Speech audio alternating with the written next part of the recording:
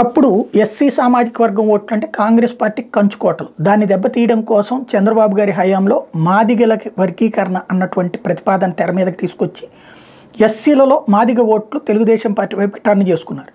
అయితే రాష్ట్ర విభజన తర్వాత మాదిగ సామాజిక వర్గం తెలంగాణలో ఎక్కువ, మాల సామాజిక వర్గం ఆంధ్రాలో ఎక్కువ. దాంతో యూపిడి ప్రభాకర్ లాంటి వాళ్ళని దగ్గరికి తీసుకోవడం కానీ, మాణిక్య వరప్రసాద్ లాంటి వాళ్ళు వీళ్ళందరితో సాగుతూ వచ్చారు. అయితే కాంగ్రెస్ అప్పటి నుంచి అంటే ఎంఆర్పిఎస్ ఇష్యూ అప్పటి నుంచి కాంగ్రెస్ పార్టీకి మాలలు ఎక్కువగా అండగా ఉంటూ వచ్చారు.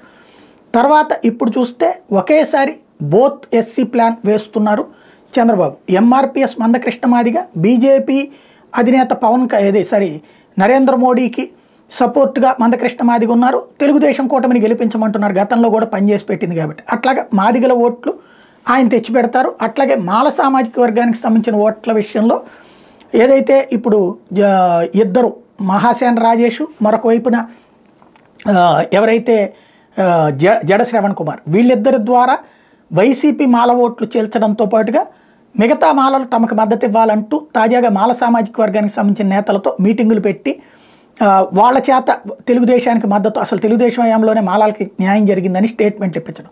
తద్వారా ఈ ప్లాన్లో రకరకాలైనటువంటి ఎత్తుగడలు వేస్తున్నారు. ఒకటి, మనకి ఓట్లు రావాలి మాలలవి, అదే సందర్భంలో మాదిగలవి ఇద్దరివి రావాలి, అలాగే వైసీపీకి దూరం కావాలి. ఈ టైప్ స్కెచ్ ప్రస్తుతం చంద్రబాబు వేస్తుంది.